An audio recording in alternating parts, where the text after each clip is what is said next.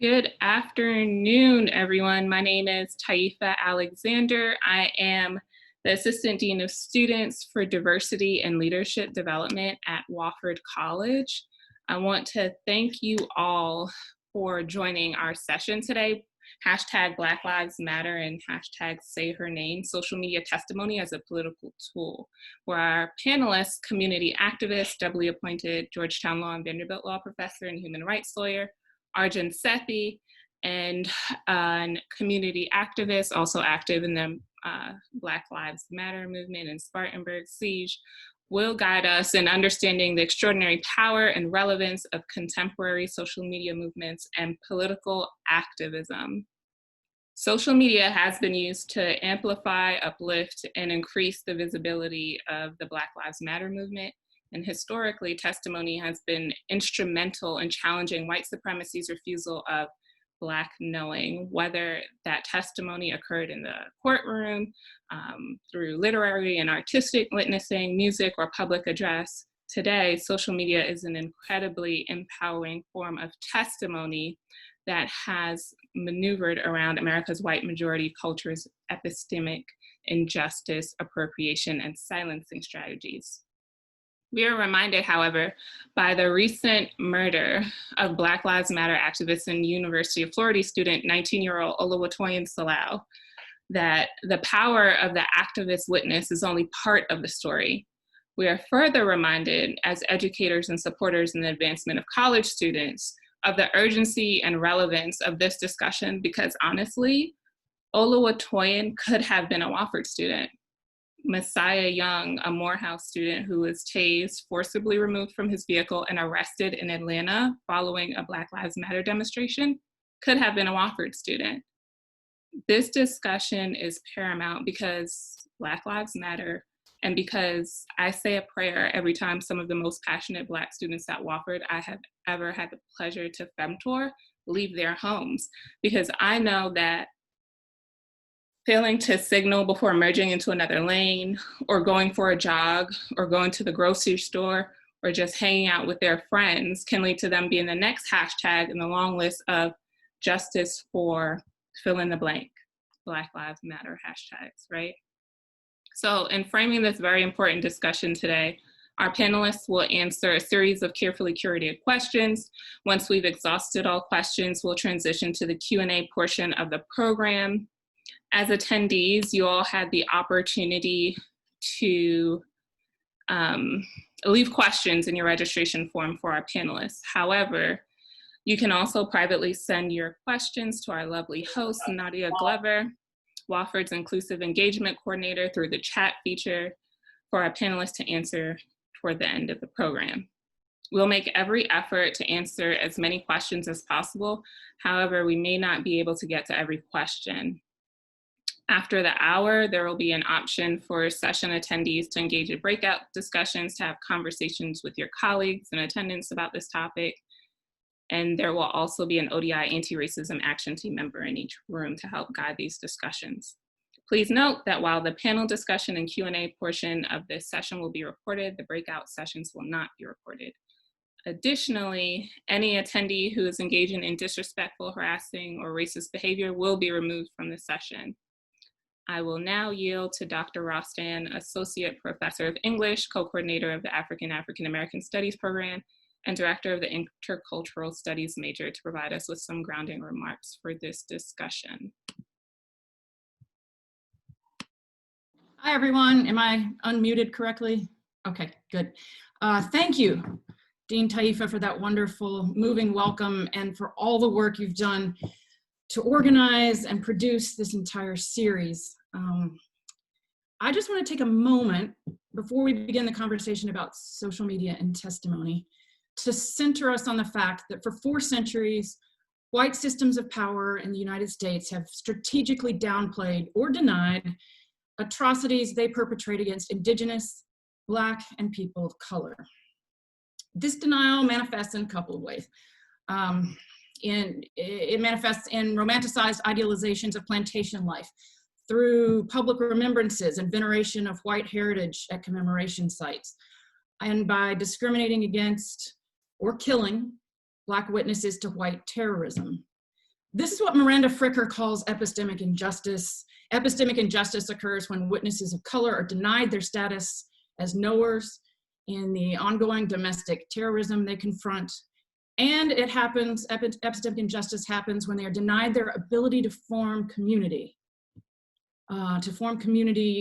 around the firsthand experience of white supremacy in action.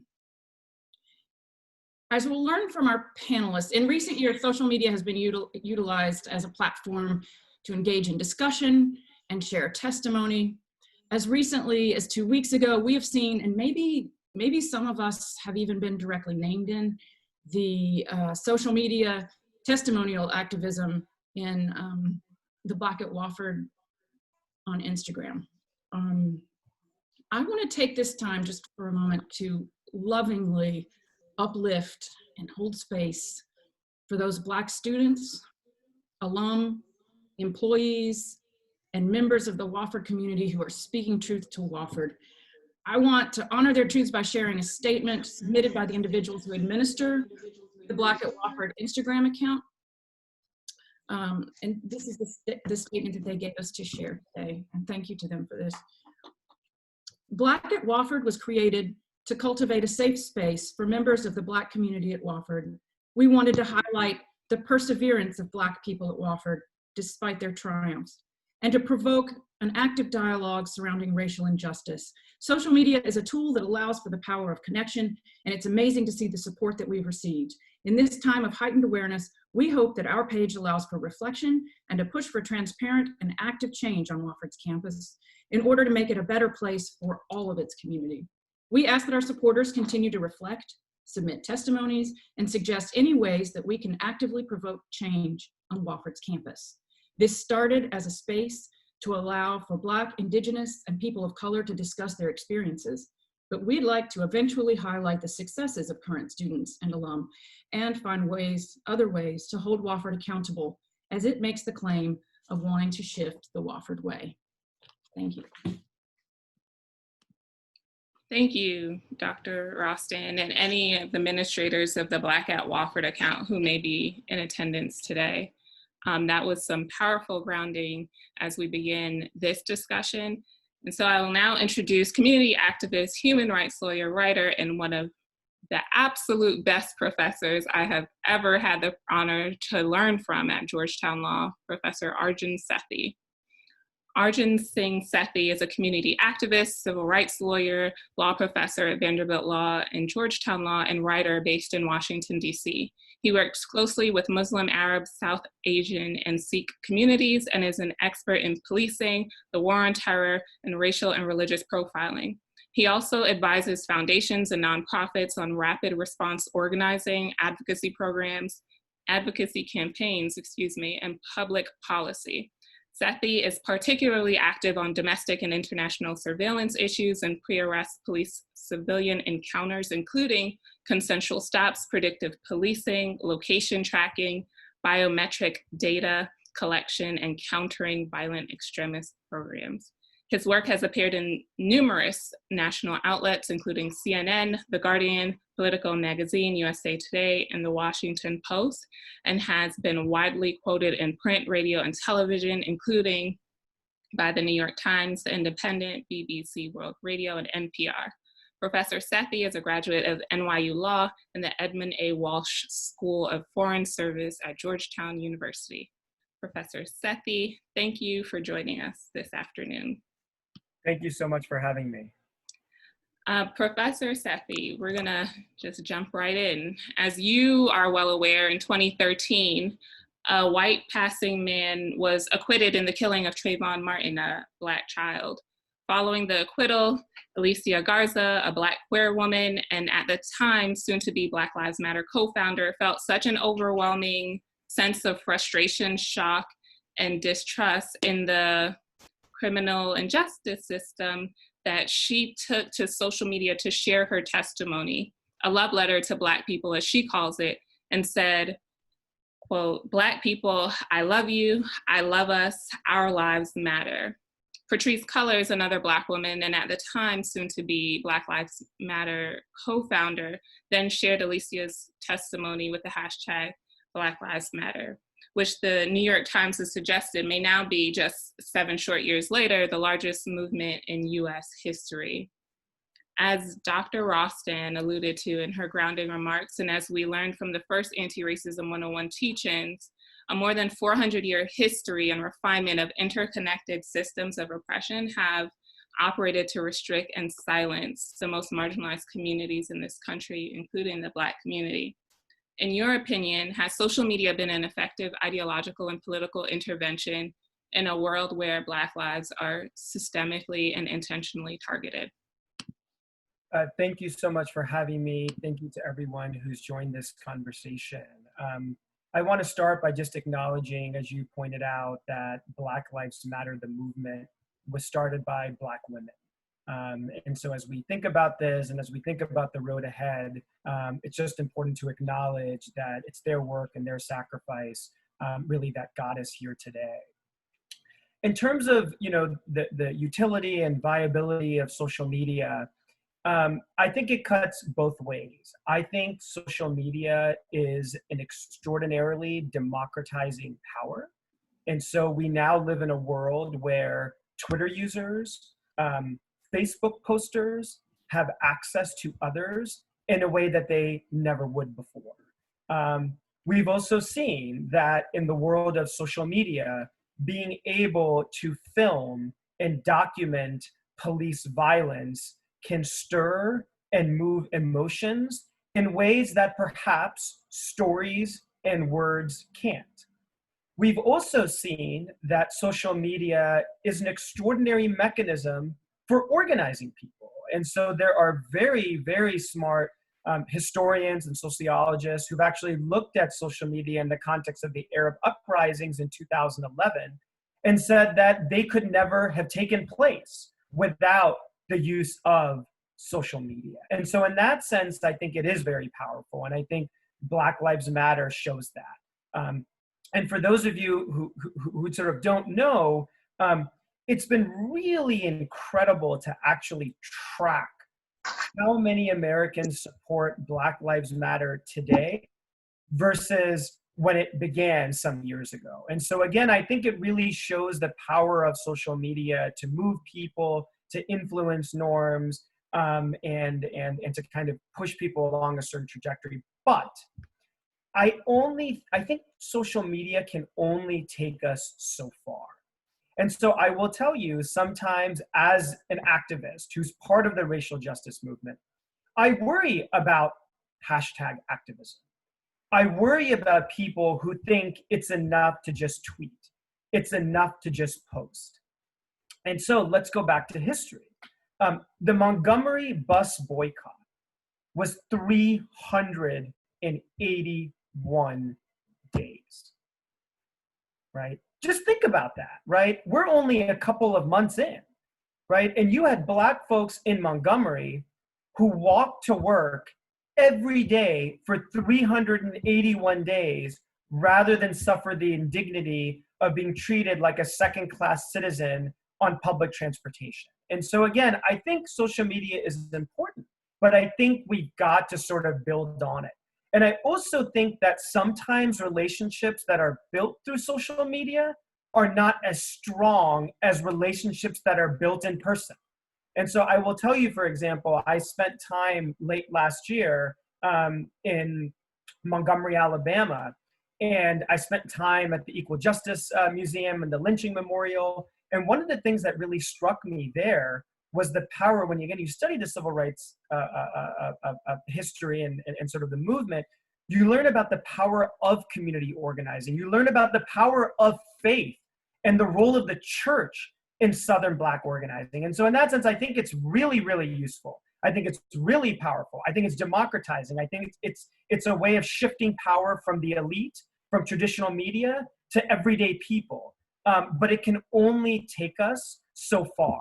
And so what I encourage people to do is think about the importance of Black Lives Matter, but think about what comes after. And so again, let's look at and pivot back to Black Lives Matter, right? It started with a hashtag, but look at what it blossomed into, right? And again, right, Black Lives Matter is stepping aside from the actual organization, because there's lots of different organizations that do work on these issues, right?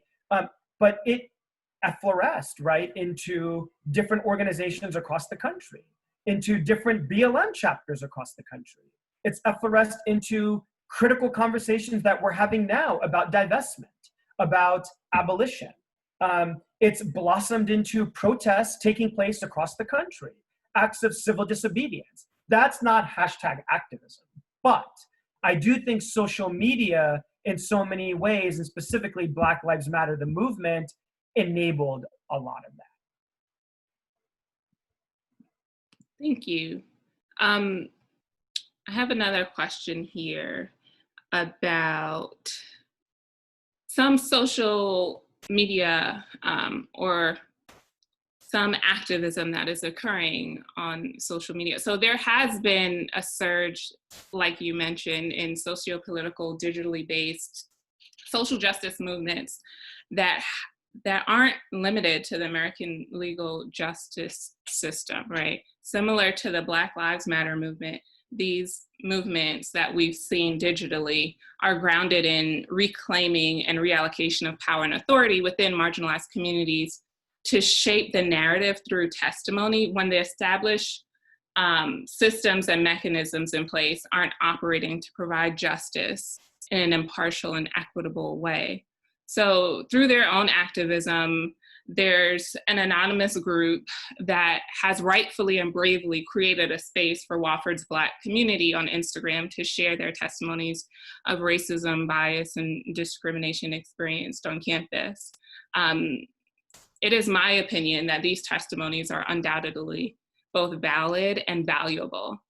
And so I was wondering whether you had any experience with how college-age students are using social media and activism, and any advice or context you might have for that. Sure. So I have not seen the Instagram account. I have not seen the posts. But as somebody who teaches at multiple law schools, as somebody who is engaged with student activists across the country, we're seeing a surge in activism on campus. And in particular, we're seeing a surge in anonymous activism on campus. And I think that's in large measure because there is a lot of trauma, there is a lot of dissatisfaction, and there are very legitimate grievances that students of color and other marginalized students on campus feel. Many of them also feel that were they to speak out publicly, they might be shamed by other students. They might be trolled by other students. There could be consequences in terms of faculty, administrators. Some might not feel safe, which makes sense given that what spurred this moment is literally the open lynching of people of color. And in many cases, the online activism is a mechanism of last resort. Because in so many cases, universities and schools aren't doing as much as they could do. And so some of the things that I've encouraged universities to do, both in response and proactively, to be more aligned with the values of the racial justice movement and really the history of America, is make sure that there are safe spaces on campus, safe spaces for community organizations, for diverse students, for students of color. Make sure that there are appropriate mental health resources and mental health staffing to support students of color and other disadvantaged, marginalized communities. And make sure that those services are provided by folks from those communities. Because often if you are somebody who's struggling with trauma, if you're somebody who's struggling with injustice, it's going to be that much easier for you to open up, confide, and share your experiences with somebody who's from your community. Engage in an audit. What do I mean by an audit? I mean, let's do an audit of the how diverse the student body is. Let's do an audit of how diverse the faculty and staff are across the board. Let's make it public. Create a system where students can actually report complaints, right? Whether anonymously, by name, and have it recurring throughout the semester. Have a mechanism where students can provide faculty evaluative feedback through the semester. I've never understood the value. I mean, as a professor, I understand the value of students providing feedback at the end of the semester, but that doesn't help the students in that semester. And so why isn't there a mechanism for students to provide honest and open feedback throughout the semester? Make sure that there is appropriate funding for student organizations that want to do this work. And then have an accounting of the past, right? And for a long, and I think that's in part why folks are having these conversations about the names of schools and the names of universities and the names of buildings and the monuments that are on campus. And so those are all things that I'm encouraging schools to wrestle with.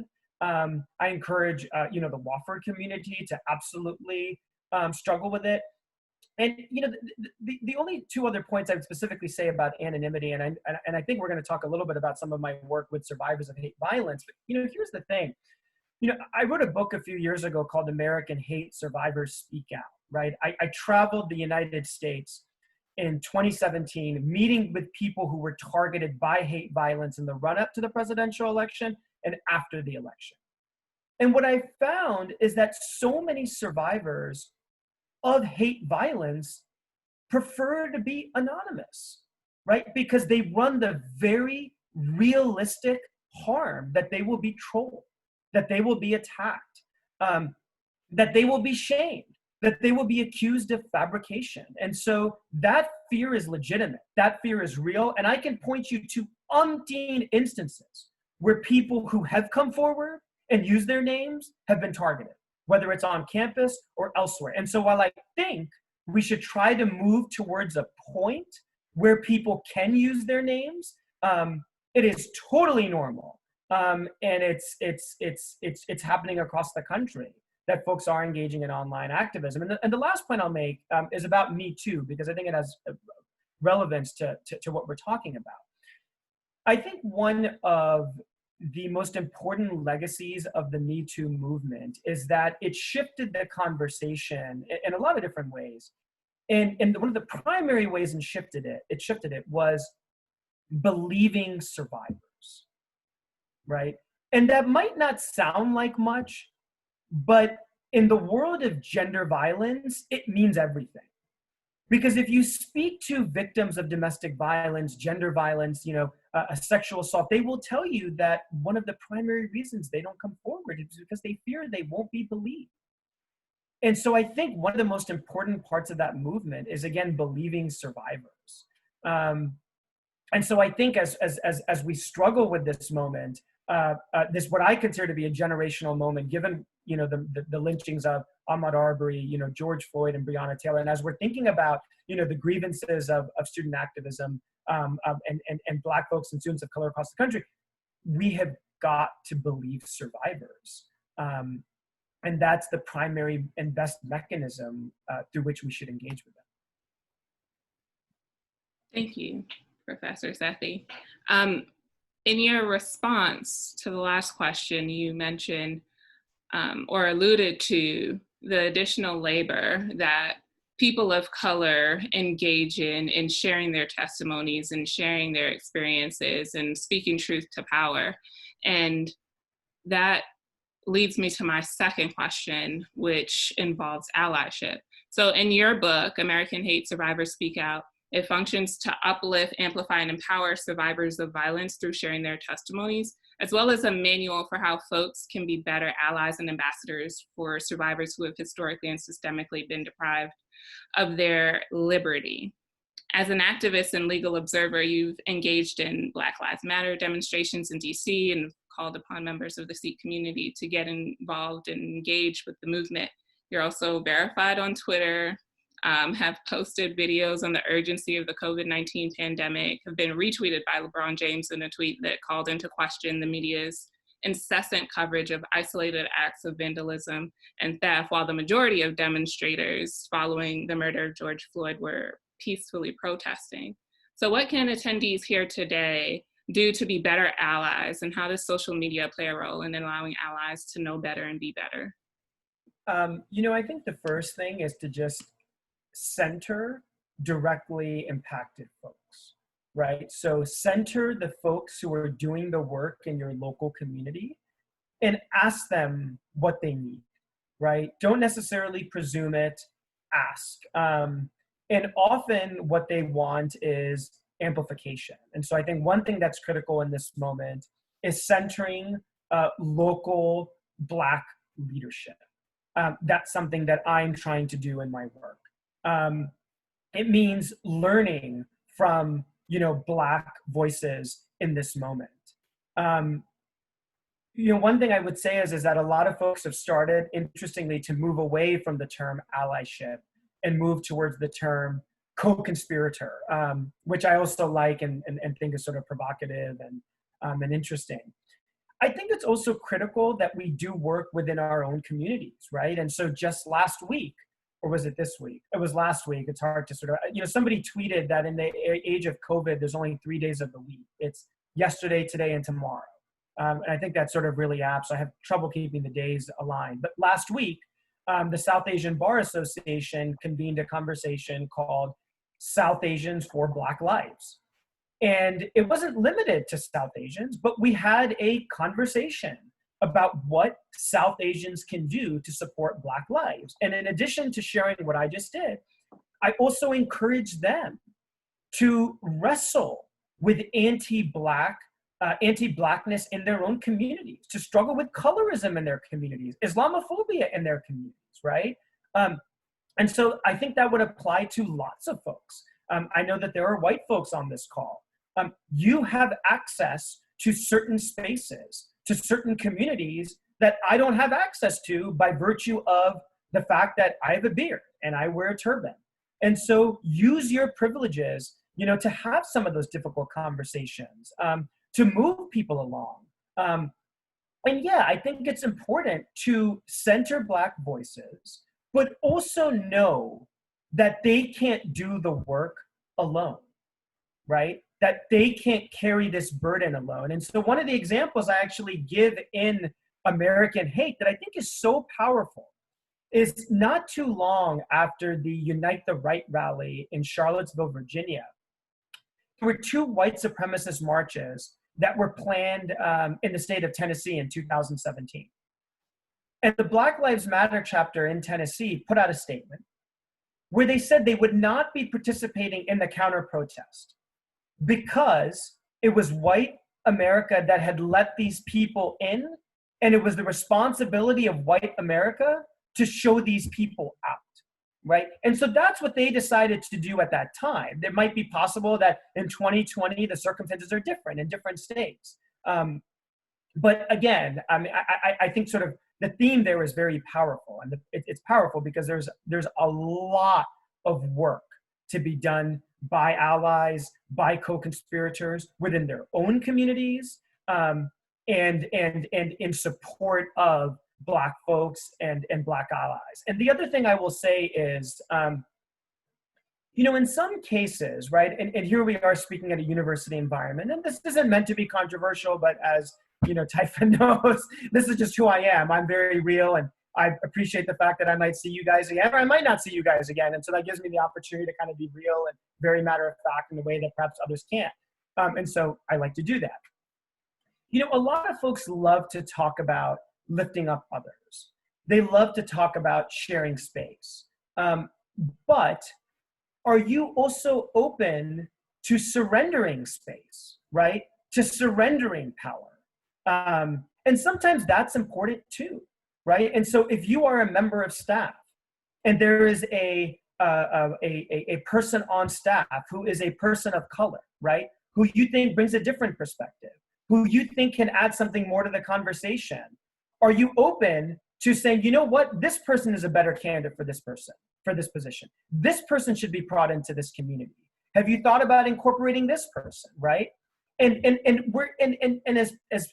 as members of communities, as members of churches, as members of associations, as members of universities, we're all given access in so many different ways. And so what are we doing with that access? Are we just keeping that access to ourselves? Or are we really trying our very best to make sure that we're lifting up others who have been excluded, marginalized, and repeatedly targeted? Thank you for that candid response, Professor Sethi. My next question for you is, you kind of alluded to it in your previous response, but we learned last month that counter movements such as hashtag Blue Lives Matter and hashtag All Lives Matter were created to invalidate and discount Black Lives Matter. These counter movements have led to the establishment of counter protests. What do you think of these counter movements and counter protests? And as someone who has personally severed ties with a few cousin-in-laws over All Lives Matter posts on Facebook, is it worthwhile to engage with your friends and family who make such posts? And if so, do you have any advice about how to engage them?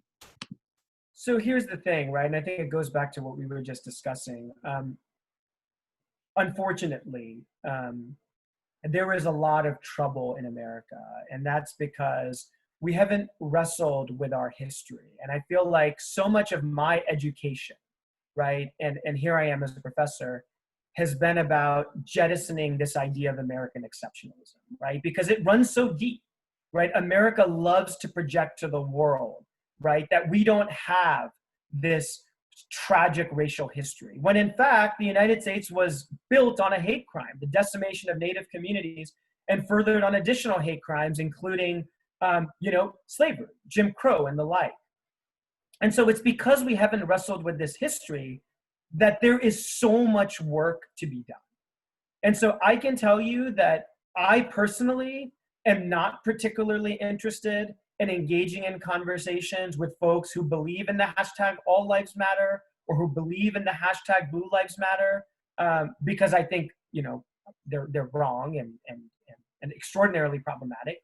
But this pivots back to what we were saying about white privilege. And so if there are folks who want to do that work within the white community, do that work because it's important. If there are folks within the racial justice movement who are of color who want to do that work, then do that. One of the examples I give, and it's extraordinary, I was at TED when this particular individual gave this TED talk. His TED talk was literally him on stage, an African-American man, with 6 Ku Klux Klan costumes. And he talked about how he had devoted so much of his life to converting people who had espoused this extraordinarily hateful ideology, namely Ku Klux Klan, beliefs. And I don't want to do that work. But if there are people who want to do that work, good for them. And again, there's unfortunately plenty of that work to go around. In terms of how we go about doing it, and this is one of the reasons that I don't want to do it. One of the examples I love to give is that there was a think tank that did a survey a few years ago. And the first question to a group of 1,000 random people was, in America, do you believe people should be judged on account of their faith? And almost uniformly, people expectedly said, no, we should not be judged on account of our faith. The second question was something like, do you think we should target people on the basis of where they worship? And similar to the answer to the first question, people said, no, this is America. We believe in free expression of faith, speech, association. Then there were 3 questions that were red herrings. And then question 6 was something along the lines of, do you think we should have an additional extra police presence near mosques? And all of a sudden, a large number of participants said yes, right? And so again, you can have a value, but the moment you introduce an identity, right, is the moment people become racist and discriminatory. And so for me, that's what makes it hard, right? And so if you are to have these conversations, and I have had these conversations, and I do enough events like this, where I think you can start with basic principles.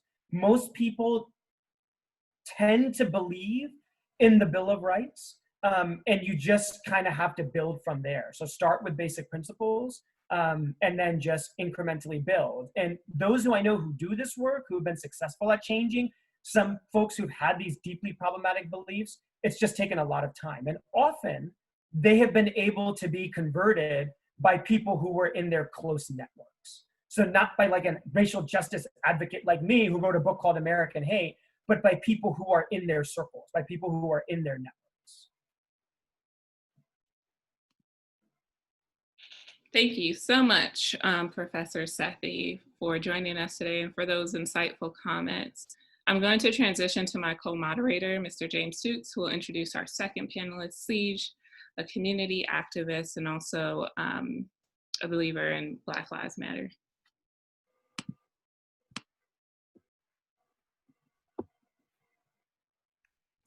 Thank you, Dean Taifa and Professor Sethi, for that dialogue, much needed and necessary.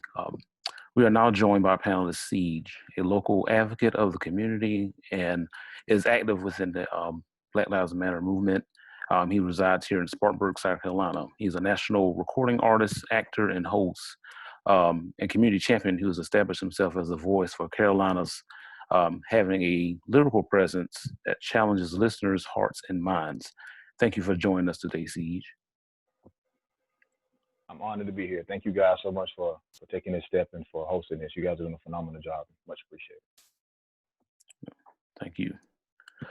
Siege, as Dean Taifa and Professor Sethi discussed previously in this panel, Black women through Alicia Garza, Opal Tometi, and Patrisse Cullors have been the pioneers and driving force of the Black Lives Matter movement. However, the names and testimonies of Black women and girls who have been victim of police killings aren't as widely known, like 7-year-old Ayanna Stanley Jones, who was shot and killed during the police raid in Detroit. Her favorite color was pink.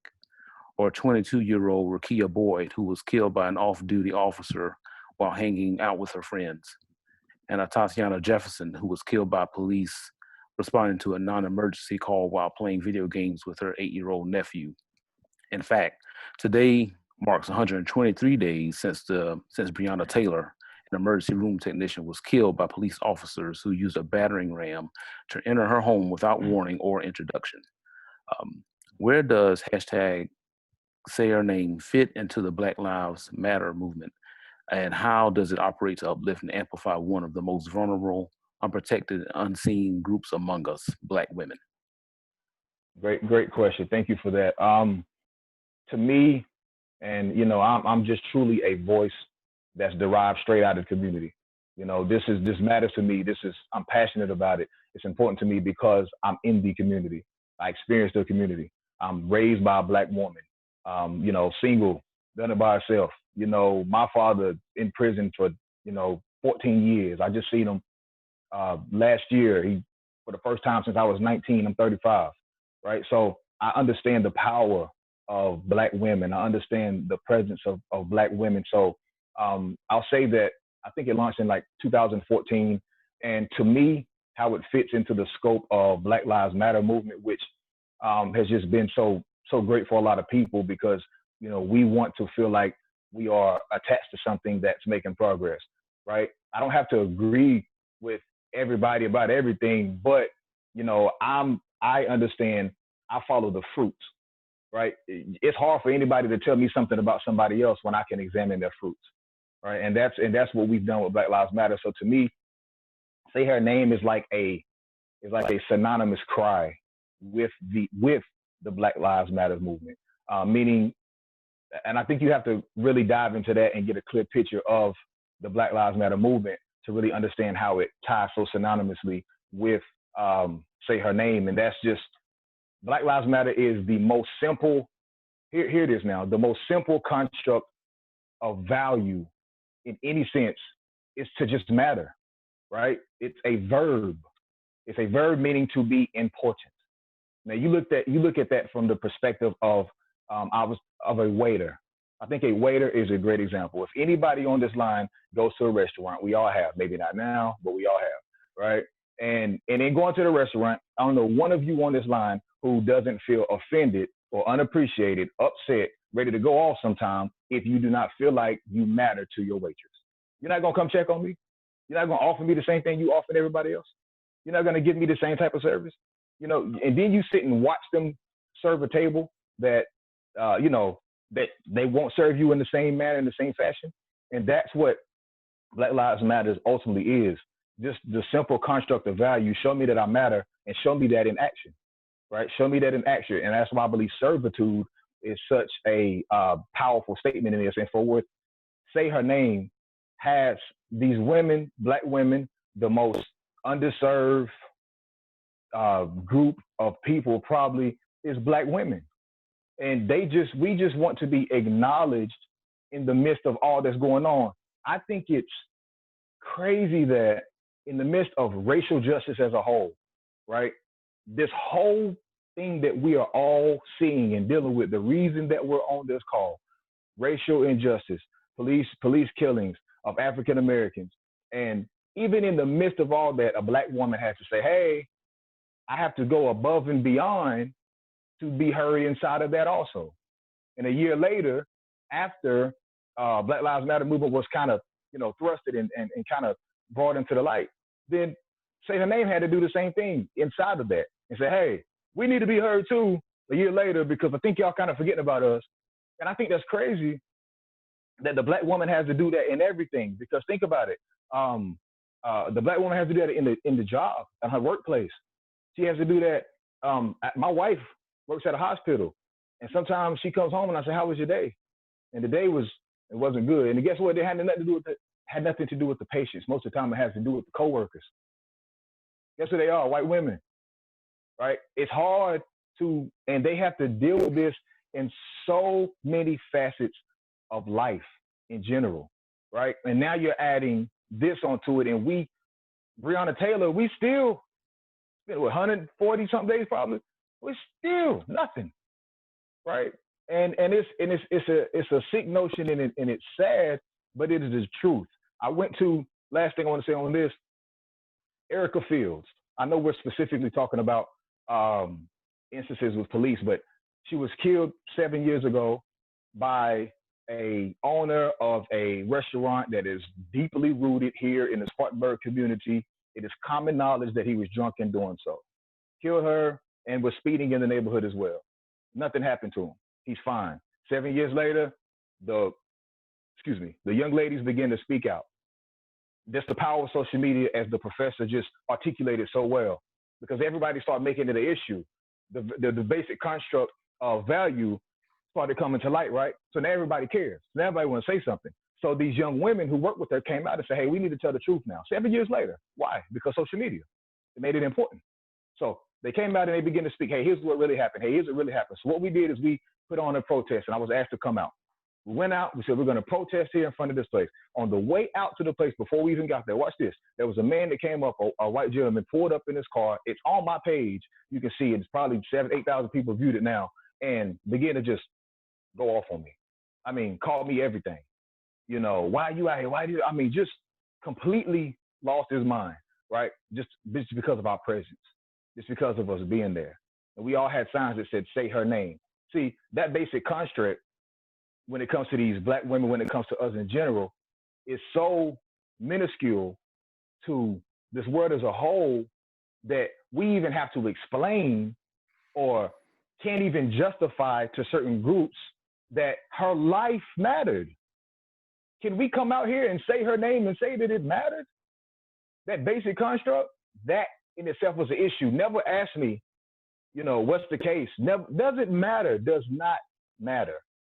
And that's the construct of it all. So in closing, I believe it's synonymous with Black Lives Matter, and I believe it's even deeper rooted, and it's articulated through so many things, or perpetuated rather, through so many things in life that the Black woman deals with, and this is just one of those.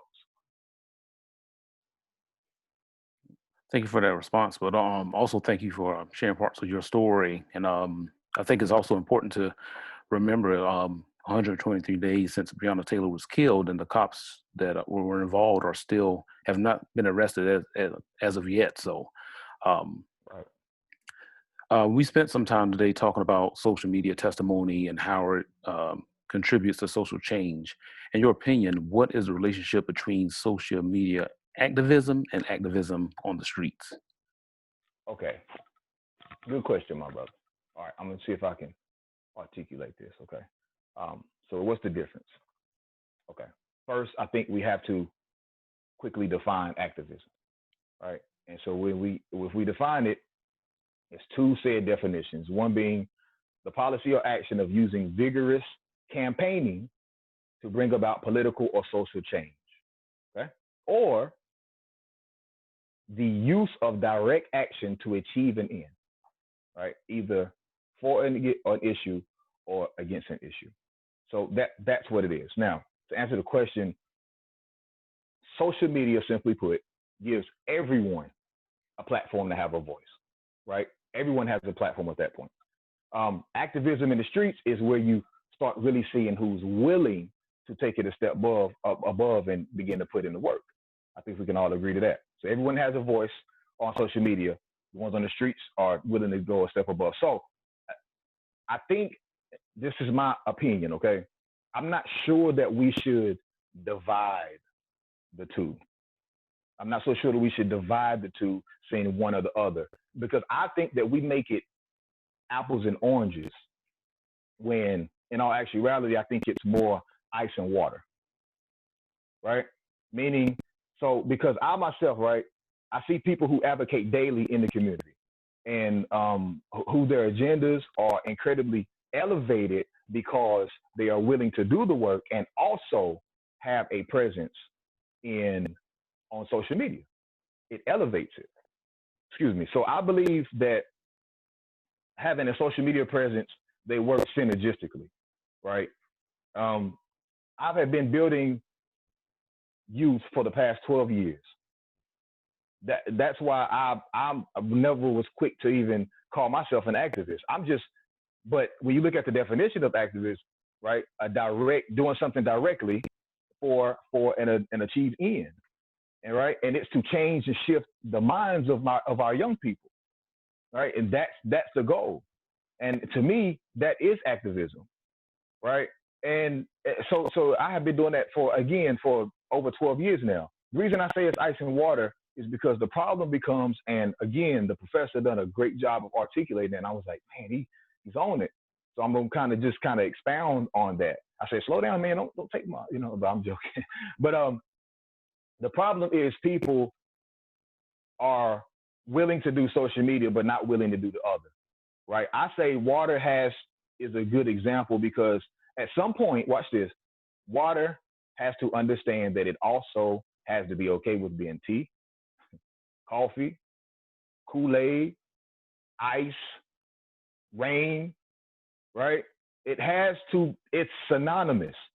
You can't be one or the other. There's going to be times where water's going to have to be ice, right? And I believe that if you are going to be prevalent and have a voice, there are going to be times where, you're going to have to step out here and step outside the keypad as well, right? Now, I believe they should work together, but versus being, separated, because, we all know that. We have that's the biggest voice, the biggest way we have to communicate.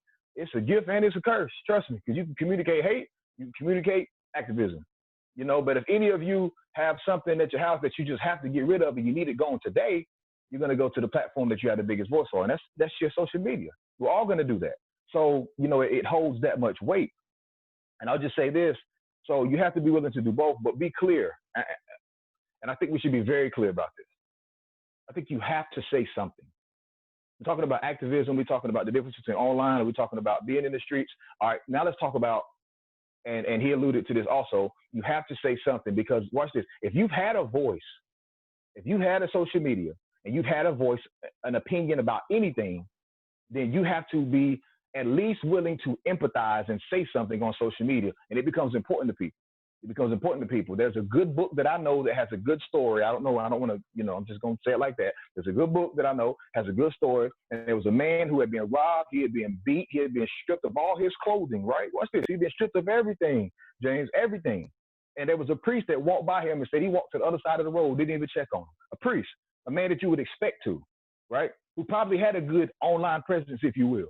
You get me? He probably did because he had people follow him. He was considered a priest. That means he had respect. People understood him. He had good things to say. And they said he walked on the other side of the road to him. Then it said a Levite came, a Levitical. We could look at it as the government. We could look at it as somebody who had a very good understanding of the law and all those type of things, right? And they said he walked by him. But they said there was a good Samaritan. And that good Samaritan, that he stopped, he bandaged him up, said he put him on his own donkey, took him to a hotel.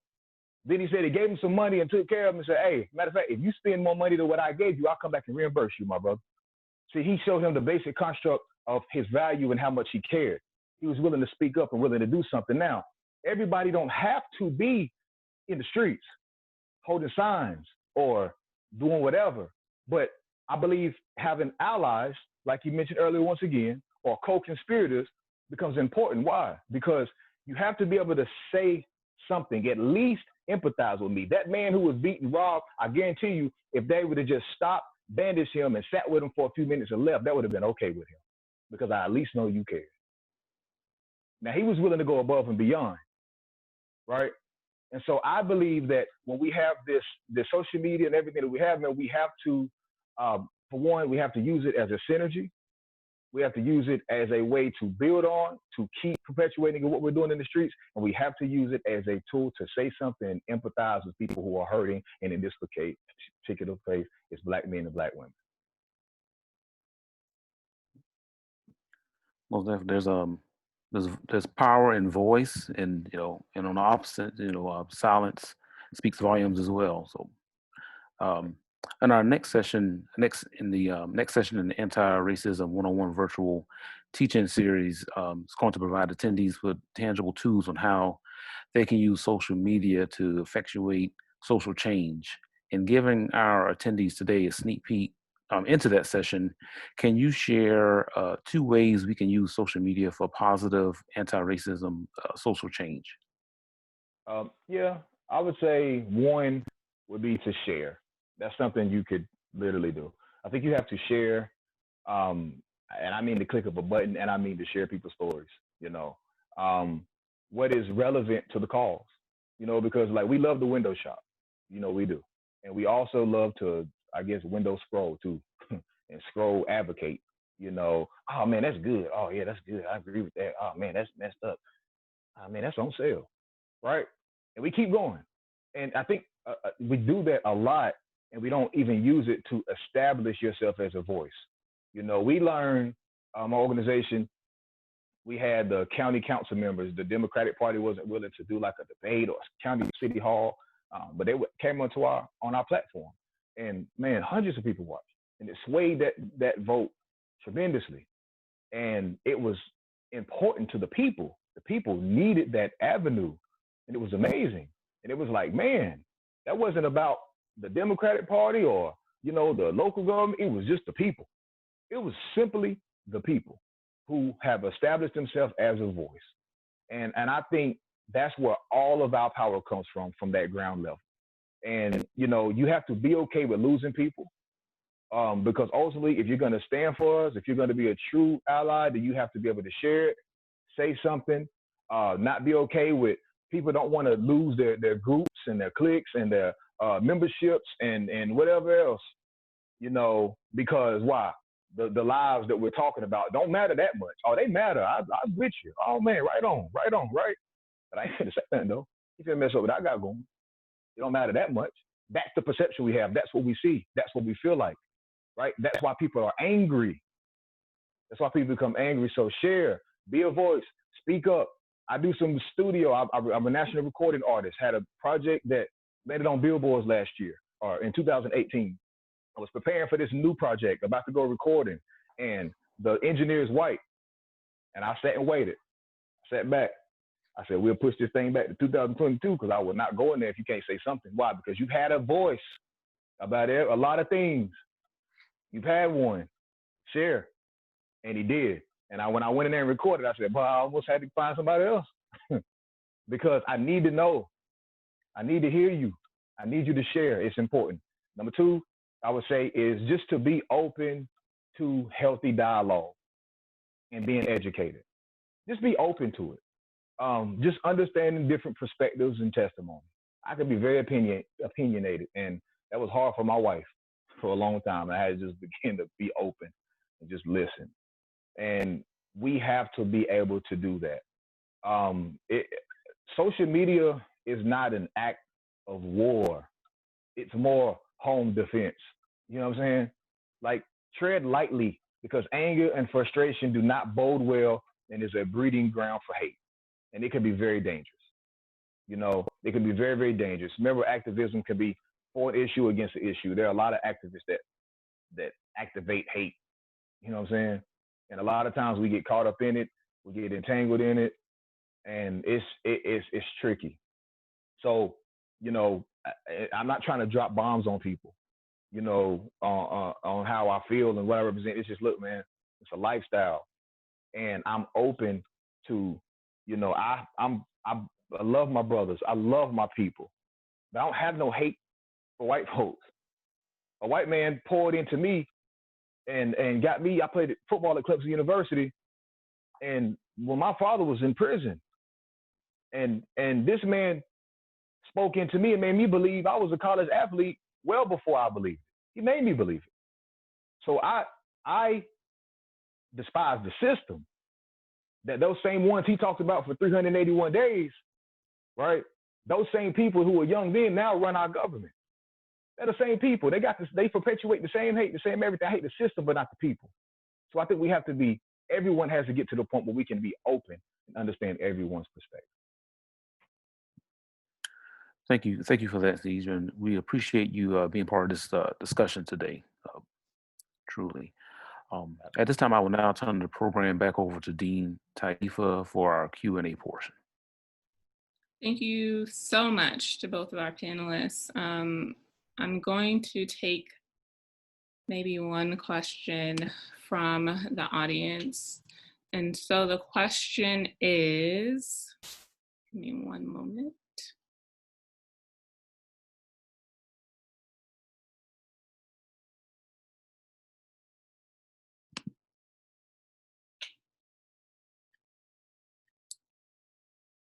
We talked a little bit about, and Professor Sethi, in your portion of the panel, we talked a little bit about structures and mechanisms that can be used in order to support student testimonials and student stories.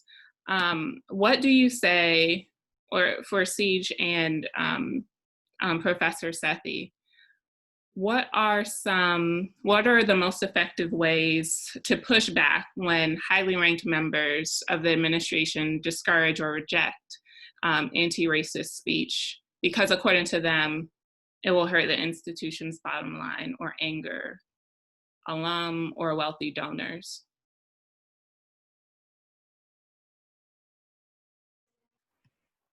Siege, you want to go first? No, you go ahead. So, I am going to be a typical activist in this moment and say, I have very particular strategies that come to mind, and I feel comfortable sharing them with student activists. And so because I don't know who's on this call, and there's 80 of you, I'm not going to disclose it. But my information is available in the chat. And so there are strategies that people are using across the country that have proven to be effective in different circumstances. And so, yeah, but I will say that there are strategies. I don't necessarily feel comfortable articulating all of them in a public forum like this. I would just say, and I want to make sure I'm answering your question correctly, is I think a strategy is we have to use what we have the power at, right? So what do we have in our hands? And it's funds. You know, it's funds, it's the black dollar. You know, I'll make sure I say this correctly. There's one group, I think it may cycle in the community for 30 days, another 17 days. For the black community, it's about 6 hours, right? That's how the money circulates. It's gone. And, you know, I believe we fund and feed into people who have the power, who don't want to lose their bottom line, who don't want to lose their dollar. Well, where's their dollars coming from? Who has the most spending power? Us. More importantly, the Black women. Oh, they're going to spend. You know why? Because if a Black woman buys something, if I go buy something, I'm about to just get me something. And then, you know, I won't think about it. But if my wife do it, she's going to buy everybody in the family something, right? She's going to think about everybody. And that's how it goes. That's how marketing goes. That's how it goes. And so I believe that if we're going to affect any change, it has to start locally. And our money has to be pooled, grouped, and told where to go and how to move. And you pour into what pours back into you. I believe we have given so many people so much power, right? And they know how to control the bottom line because they know how to control us. And you do that by getting people angry. That's why I don't look at people who are on the ground level, because some people hate me just because that's what they were told. They have no true power. They just hate me because they grew up telling them to hate me, right? And there are elites, there's real money, there's real bottom line, there's real dollar that we keep feeding into, man. And as long as we can keep fighting with the people who don't even know why they hate me, and we can keep fighting at this ground level, guess what we'll never touch? Their bottom dollar, their bottom line. They can continue to control us with the media and with everything else. So I believe we have to start creating our own resources, using our own money, having a clear understanding. Because if I have my own seat and my own table, I don't care what's going on at yours. And you can't put nothing over my head and dangle nothing over me at your table because I'm at my own. I could care less what my neighbors are cooking, how their house smell, or what they're eating. Why? Because I'm at my house. That's just kind of briefly my thought. Thank you both. I would really encourage those of you all who are on this call and engaged in activism work to reach out to our panelists, especially Professor Sethi had, when I was a student activist, very involved in helping us figure some things out. But if your question wasn't answered today, it is possible that during Thursday's session, tweets, DMs, and hashtags, social media for social change, your question may be answered there. So please, please, please do attend. Also, I want to take this time to recognize the members of the ODI Anti-Racism Action Team for their efforts in this work.